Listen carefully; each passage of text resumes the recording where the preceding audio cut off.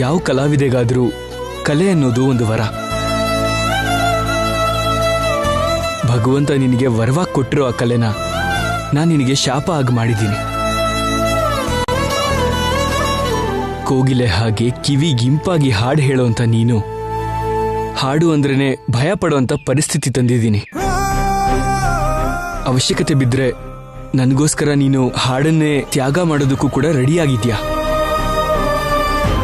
ಅದೇ ನನಗೆ ನೋವಾಗ್ತಾ ಇರೋದು. ನೊಂದ್ಕೋಬೇಡ್ರಿ, ನೊಂದ್ಕೋಬೇಡಿ.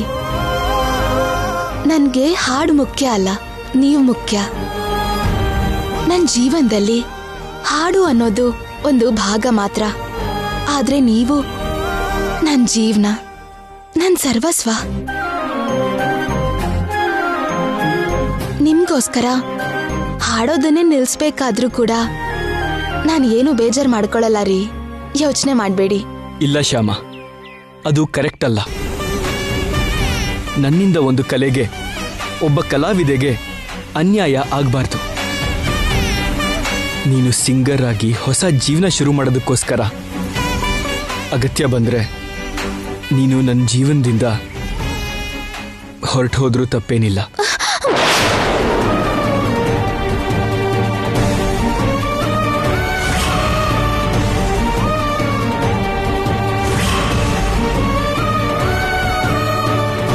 ಬೇಡ ರೀ, ಅಂತ ಅಶುಭಗಳನ್ನೆಲ್ಲ ಮಾತಾಡೋದು ಬೇಡ. ನಾನು ನಿಮ್ ಜೀವನದಿಂದ ಹೊರಟು ಹೋಗೋದು ಅಂದ್ರೆ ಈ ಪ್ರಪಂಚದಿಂದನೇ ಹೊರಟು ಹೋಗೋದು. ಹಾಗೆ ಮಾತಾಡಬೇಡ ಶ್ಯಾಮ. ನಾನು ಯಾಕೆ ಹೇಳ್ತಿದ್ದೀನಿ ಅಂತ ಅರ್ಥ ಮಾಡ್ಕೊ.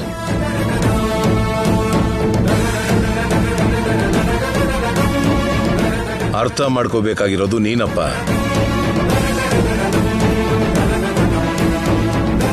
ಶ್ಯಾಮ ನಿನ್ನ ಕರೆಕ್ಟಾಗಿ ಅರ್ಥ ಮಾಡ್ಕೊಂಡಿದ್ದಾಳೆ.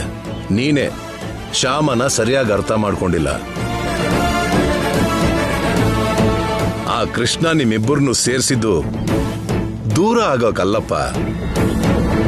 ಶ್ಯಾಮಂಗೆ ಒಳ್ಳೆ ಧ್ವನಿ ಕೊಟ್ಟಿರೋದು ಹೀಗೆ ಸುಮ್ಮನೆ ಇರೋದು ಕೂಡ ಅಲ್ವಲ್ಲ ಡ್ಯಾಡಿ. ಶ್ಯಾಮನ್ ಧ್ವನಿ ಯಾಕೆ ಸುಮ್ಮನೆ ಇರಬೇಕು?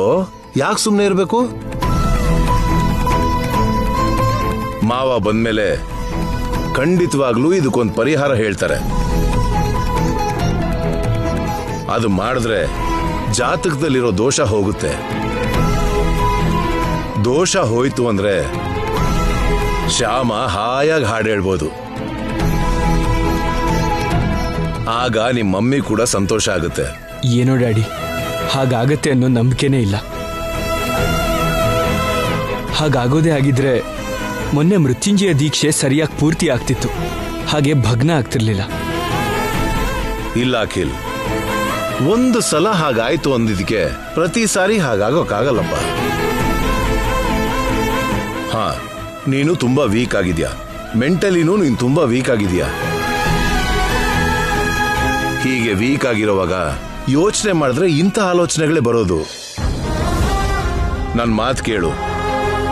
ಸದ್ಯಕ್ಕೆ ಈಗ ಶ್ಯಾಮನ್ ಬಗ್ಗೆ, ಶ್ಯಾಮನ್ ಹಾಡ್ ಬಗ್ಗೆ ಏನು ಯೋಚನೆ ಮಾಡಬೇಡ. ನಿಮ್ ತಾತ ಬಂದಿದ ತಕ್ಷಣ ಎಲ್ಲ ಸಮಸ್ಯೆಗೂ ಪರಿಹಾರ ಸಿಗುತ್ತೆ. ಸರಿನಾ? ಸರಿ ಡ್ಯಾಡಿ.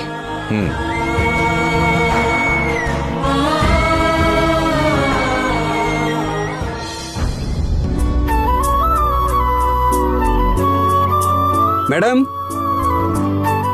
ಮೇಡಮ್,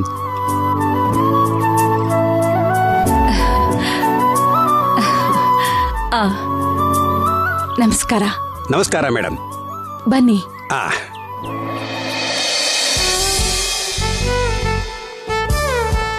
ಏನತ್ತೆ, ಇವತ್ತು ನಮ್ಮ ಅತ್ತೆಯವರ ಪುಣ್ಯತಿಥಿ ಅಲ್ವಮ್ಮ?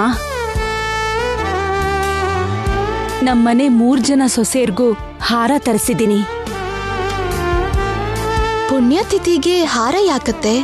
ಓ, ನಮ್ಮ ಅತ್ತೆ ಬಗ್ಗೆ ನಿನಗೆ ಗೊತ್ತಿಲ್ಲ ಅಲ್ವಾ? ನಮ್ಮ ಅತ್ತೆ ಹೆಸರು ಸುವರ್ಣಲಕ್ಷ್ಮಿ. ಹೆಸರಿಗೆ ತಕ್ಕ ಹಾಗೆ ಅವರು ಬಂಗಾರ, ಅವ್ರ ಮನ್ಸ್ ಕೂಡ ಬಂಗಾರ. ಅವರು ನಮ್ಮ ಮಾವನ್ನ ಮದ್ವೆ ಮಾಡ್ಕೊಂಡು ಈ ಮನೆಗೆ ಕಾಲಿಟ್ಟ ದಿನಾನೇ ನಮ್ಮ ಮಾವನವ್ರಿಗೆ ಹೊಲದಲ್ಲಿ ನಿಧಿ ಸಿಕ್ಕಿತ್ತಂತೆ. ಸಾಕ್ಷಾತ್ ಕನಕ ಮಹಾಲಕ್ಷ್ಮಿನೇ ಈ ಮನೆ ಸೊಸೆ ಆದ್ಲು ಅಂತ ಎಲ್ರೂ ಅನ್ಕೊಂಡ್ರಂತೆ. ಅವರು ತೀರ್ ಹೋದಾಗಿಂದ ಅವ್ರು ಹುಟ್ಟಿದ ದಿನ, ಅವ್ರು ತೀರ್ಕೊಂಡ ದಿನ ಈ ಮನೆ ಸೊಸೆಯರಿಗೆ ಬಂಗಾರದ ಒಡವೆ ಮಾಡಿಸ್ಕೊಡ್ಬೇಕು ಅಂತ ಒಂದು ಪದ್ಧತಿ ರೂಢಿಯಾಗಿದೆ.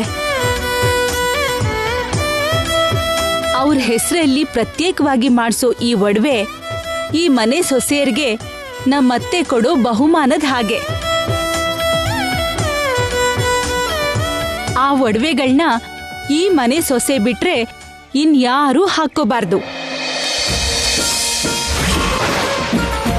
ನಾಳೆ ನಿಮ್ಗೆಲ್ಲ ಸೊಸೆ ಬಂದ್ಮೇಲೂ ಕೂಡ ನೀವು ಹೀಗೆ ಅವ್ರ ಹೆಸರಲ್ಲಿ ಪ್ರತ್ಯೇಕವಾಗಿ ಒಡವೆ ಮಾಡಿಸಿ ನಿಮ್ಮ ಸೊಸೆಯರಿಗೆ ಕೊಡ್ಬೇಕು. ಅರ್ಥ ಆಯ್ತಾ? ಅರ್ಥ ಆಯ್ತು ಅತ್ತೆ. ಅಚಾನಕ್ ಆಗಿ ಈ ಮನೆಗೆ ಸೊಸೆಯಾಗಿ ಬಂದಿರೋ ಈ ಹಳ್ಳಿ ಗುಗ್ಗುಗೂ ಕೂಡ ನಮಗ್ ಸಮಾನವಾಗಿ ಒಡವೆ ಯಾಕೆ ಕೊಡ್ಬೇಕು ನನಗಂತೂ ಅರ್ಥ ಆಗ್ತಿಲ್ಲ. ಎಲ್ಲಿ ಒಡವೆಗಳನ್ನ ತೋರಿಸಿ. ಹಾಗೆ ಆಗ್ಲಿ ಮೇಡಮ್.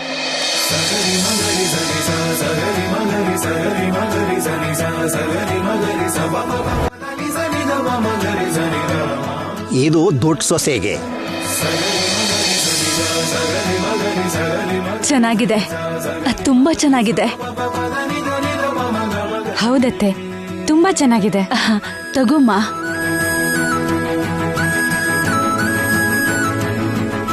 ಇದು ಎರಡನೇ ಸೊಸೆಗೆ. ಇದು ಕೂಡ ತುಂಬಾ ಚೆನ್ನಾಗಿದೆ. ಹೌದು, ಚೆನ್ನಾಗಿದೆ. ತಗೋ ಐಶ್ವರ್ಯ. ಇದು ಮೂರನೇ ಸೊಸೆಗೆ.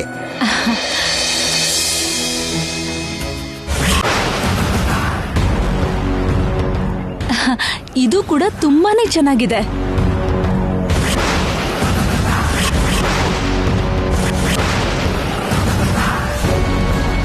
ಹೌದೌದು, ನಮ್ ಸರಕ್ಕಿಂತ ಶ್ಯಾಮನ್ ಸರಾನೇ ತುಂಬಾ ತುಂಬಾ ಚೆನ್ನಾಗಿದೆ. ಎಷ್ಟೇ ಆದ್ರೂ ಹೊಸ ಸೊಸೆ, ಮುದ್ದಿನ ಮೂರನೇ ಸೊಸೆ.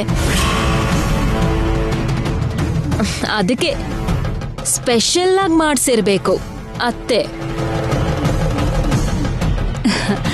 ಹಾಗೇನಿಲ್ಲ ಐಶ್ವರ್ಯ, ನನ್ಗೆ 3 ಜನ ಸೊಸೆಂದ್ರು ಒಂದೇ ಸಮ. ಈ ಡಿಸೈನ್ ಶ್ಯಾಮಂಗೆ ಚೆನ್ನಾಗಿರತ್ತೆ ಅಂತ ಅನ್ನಿಸ್ತು, ಅದಕ್ಕೆ ಹೀಗ್ ಮಾಡ್ಸಿದೀನಿ. ನಿಮ್ಗದಿಷ್ಟ ಆಗಿದ್ರೆ ನೀವೇ ತಗೊಳ್ಳಿ ಅಕ್ಕ. ಅಗತ್ಯ ಇಲ್ಲ, ನಾನೇನೋ ಮಾತಿಗೆ ಹೇಳ್ದೆ ಅಷ್ಟೆ.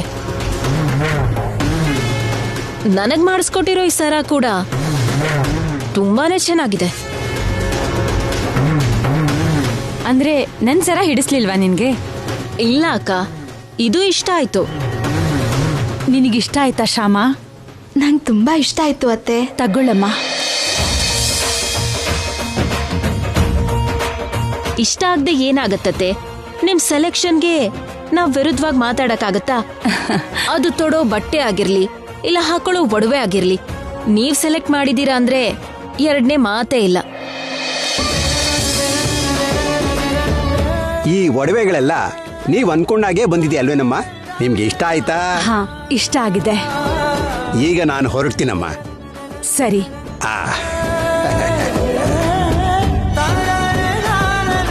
ಇನ್ಯಾಕ್ ತಡ ಮಾಡ್ತಿದ್ದೀರಾ? ಒಡವೆಗಳನ್ನ ದೇವ್ರ ಮುಂದೆ ಇಟ್ಟು ಕುತ್ತಿಗೆಗೆ ಹಾಕೊಳ್ಳಿ. ಸರಿ ಅತ್ತೆ. ಅಯ್ಯೋ ಅಯ್ಯೋ ಬೇಡಪ್ಪ, ಬೇಡಪ್ಪ, ಬೇಡಣ್ಣ, ಬೇಡಪ್ಪ, ಬೇಡಪ್ಪ, ಅಯ್ಯೋ ಬೇಡಪ್ಪ, ಬೇಡಪ್ಪ ಗೌರಮ್ಮ.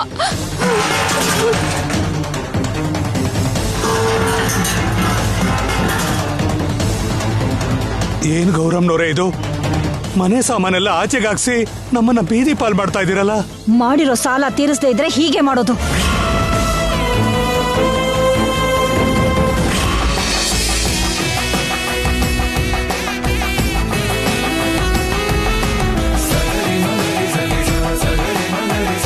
ಚೆನ್ನಾಗಿದೆ.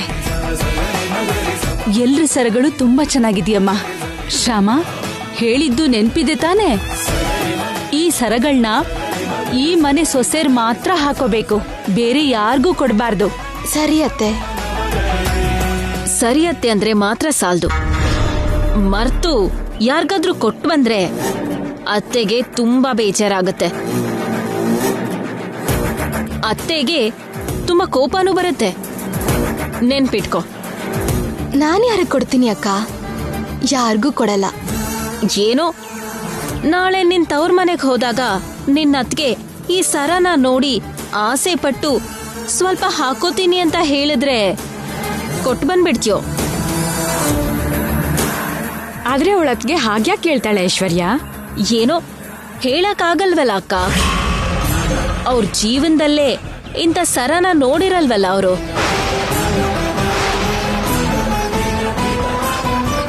ಏನ್ ಶ್ಯಾಮ, ಯಾವತ್ತಾದ್ರೂ ಇಂಥ ಸರನ ನೋಡಿದ್ಯಾ? ನೋಡಿದ್ರು ಯಾರ್ದೋ ಕತ್ತಲ್ ನೋಡಿರ್ತೀಯ ಹೊರತು ನಿನ್ ಕತ್ತಲ್ಲಂತೂ ಹಾಕೊಂಡಿರಲ್ಲ.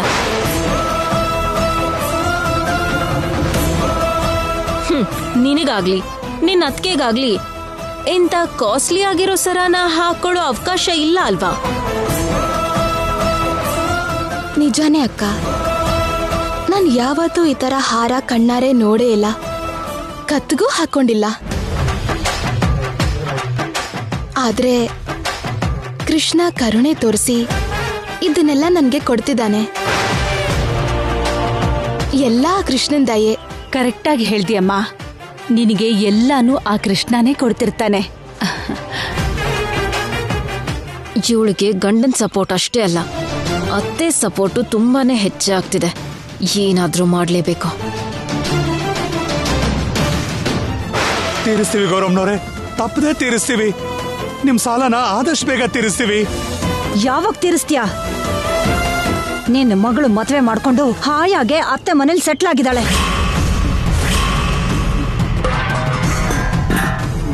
ಸಾಲ ತಗೊಳ್ವಾಗ ನಾನ್ ಹೇಳ್ದ ಹಾಗೆ ಕೇಳ್ತೀನಿ ಅಂತ ಮಾತ್ ಕೊಟ್ಲು, ಕೊನೆಗೆ ಮಾತ್ ತಪ್ಪಿದಾಳೆ.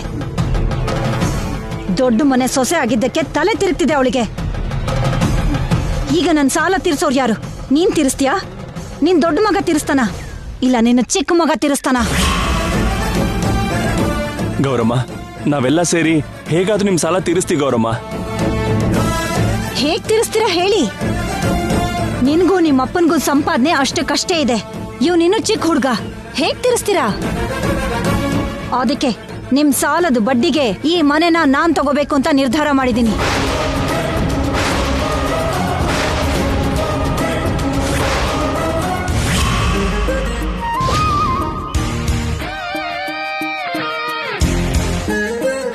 ಅಕ್ಕ,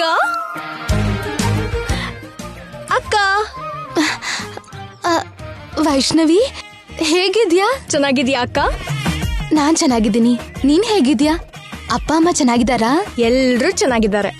ಮೊನ್ನೆ ಸಂಕ್ರಾಂತಿ ಹಬ್ಬಕ್ಕೆ ನೀನು ಬಂದಿದ್ರೆ ಚೆನ್ನಾಗಿರ್ತಿತ್ತು. ಹೌದಕ್ಕ, ಆದ್ರೆ ಆಗ್ಲಿಲ್ಲ. ಅದಕ್ಕೆ ಈ ಸಲ ಎಲ್ಲರನ್ನೂ ನೋಡ್ಕೊಂಡು ಹೋಗೋಣ ಅಂತ ಬಂದೆ. ನಿಮ್ ಯಜಮಾನ್ರನ್ನು ಕರ್ಕೊಂಡ್ ಬರ್ಬೇಕಿತ್ತು. ಅವರು ಸ್ವಲ್ಪ ಬ್ಯುಸಿ ಇದ್ದಾರೆ, ಬರೋಕ್ ಆಗ್ಲಿಲ್ಲ ಅಕ್ಕ. ನೆಕ್ಸ್ಟ್ ತಪ್ಪದೆ ಕರ್ಕೊಂಡ್ ಬರ್ತೀನಿ. ವೈದೇಹಿ ಅಕ್ಕ? ವೈದೇಹಿ ಅಕ್ಕ ಮೇಲ್ ರೂಮಲ್ಲಿದ್ದಾರೆ. ಹೋಗ್. ಸರಿ ಅಕ್ಕ.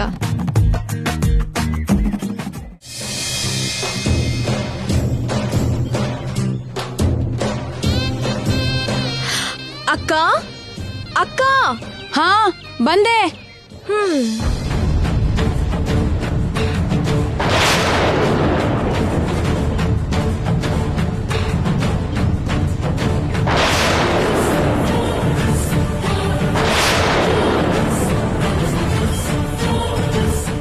ಏನ್ ವೈಷ್ಣವಿ ಬಂದಿದ್ದಾಳಲ್ಲ, ದುಡ್ಡು ಕೇಳೋಕೇನಾದ್ರೂ ಬಂದಿರ್ಬೋದಾ? ಅಬ್ಬಾ, ಎಷ್ಟು ಚೆನ್ನಾಗಿದೆ.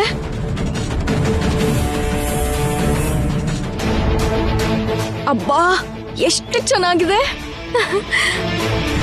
ಈ ಸರಗಳನ್ನ ಈ ಮನೆ ಸೊಸೆರ್ ಮಾತ್ರ ಹಾಕೋಬೇಕು, ಬೇರೆ ಯಾರಿಗೂ ಕೊಡಬಾರ್ದು. ಯೂಳಿಯಾಕ ಆ ಸರಾನ್ ಹಾಕೋತಿದ್ದಾಳೆ. ಈ ಮನೆ ಸೊಸೆ ಬಿಟ್ರೆ ಆ ಸರಾನ ಯಾರು ಹಾಕೋಬಾರ್ದು ಅಂತ ಹೇಳಿದ್ರು ಕೂಡ ವೈಷ್ಣವಿ ಈ ಸರಾನ ಹಾಕೊಂಡಿದ್ದಾಳೆ.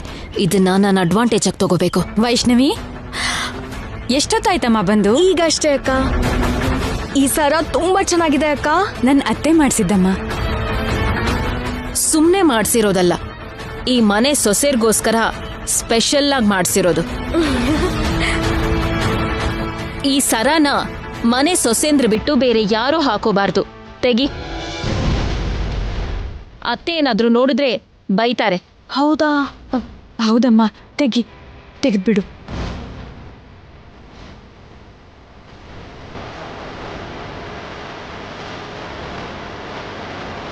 ಸಾರಿ ಅಕ್ಕ, ನನಗೆ ಗೊತ್ತಿಲ್ಲದೆ ಹಾಕೊಂಡ್ಬಿಟ್ಟೆ.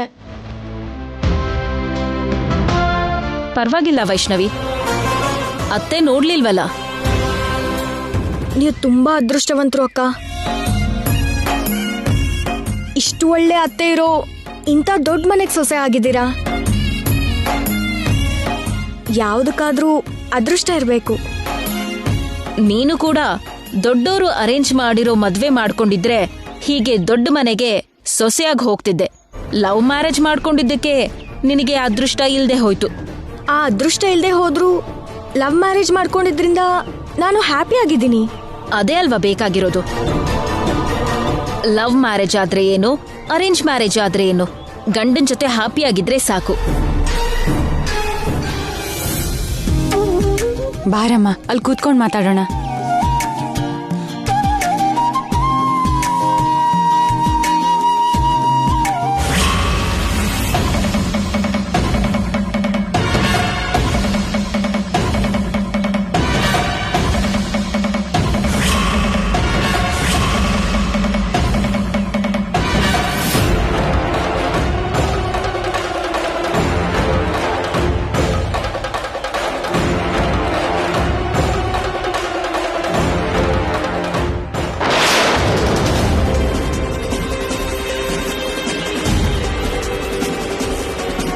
ಇನ್ನು ಈ ಮನೆಗೆ ವೈಷ್ಣವಿ ಯಾವತ್ತೂ ದುಡ್ಡುಗೋಸ್ಕರ ಬರಲ್ಲ.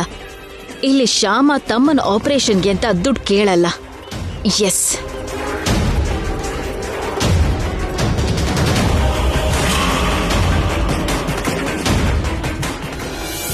ಏನು ಅಮ್ಮ, ಹೀಗ್ ಬಂದು ಹಾಗೆ ಹೊರಟಿದ್ಯಾ?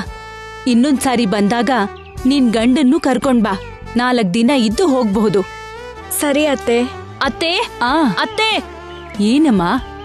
ನನ್ ಸರದ್ ಹುಕ್ ಹೋಗ್ಬಿಟ್ಟಿದೆ ಅತ್ತೆ.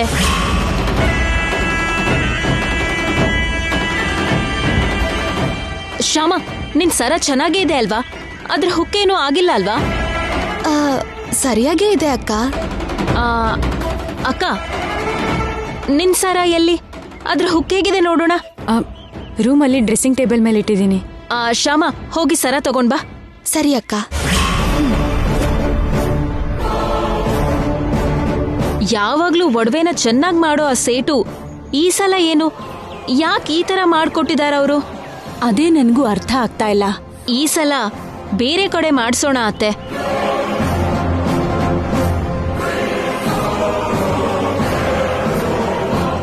ನೀವ್ ಸೀರೆ ಕೊಡಿ. ಇದೆಲ್ಲ ಈಗ ಯಾಕತ್ತೆ? ಅಪರೂಪಕ್ಕೆ ನಮ್ಮನೆಗ್ ಬಂದಿದ್ಯಾ, ಕನಿಷ್ಠ ಪಕ್ಷ ಸೀರೆ ಕೂಡ ಕೊಡ್ದೆ ಹೇಗಮ್ಮ ಕಳ್ಸಕ್ಕಾಗತ್ತೆ?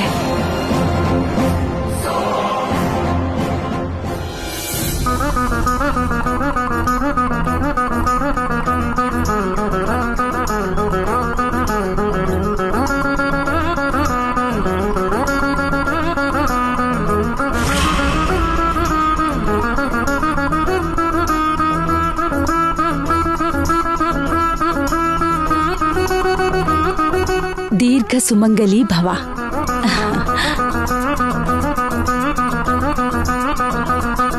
ಅಕ್ಕ, ಡ್ರೆಸ್ಸಿಂಗ್ ಟೇಬಲ್ ಮೇಲೆ ಸರ ಇಲ್ಲ ಅಕ್ಕ.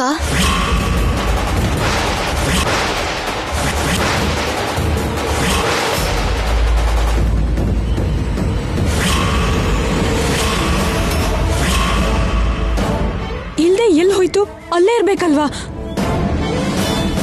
ಹೌದು, ಅಲ್ಲೇ ಇರ್ಬೇಕು. ಆಗ್ಲೇ ವೈಷ್ಣವಿ ಅದನ್ನಲ್ಲೇ ಇಟ್ಲಲ್ಲ. ವೈಷ್ಣವಿ ಯಾಕಿಡ್ತಾಳೆ? ಅಂದ್ರೆ ವೈಷ್ಣವಿ ಆ ಸರಾನ್ ನೋಡಿ ತುಂಬಾ ಚೆನ್ನಾಗಿದೆ ಅಂತ ಹೇಳಿ ಆ ಡ್ರೆಸ್ಸಿಂಗ್ ಟೇಬಲ್ ಮೇಲೆ ಇಟ್ಟಿದ್ಲು. ಹೌದು ಹೌದು, ಅಲ್ಲೇ ಇಟ್ಟಿದ್ದೆ ನಾನು. ನಾನ್ ನೋಡ್ತೀನಿರು.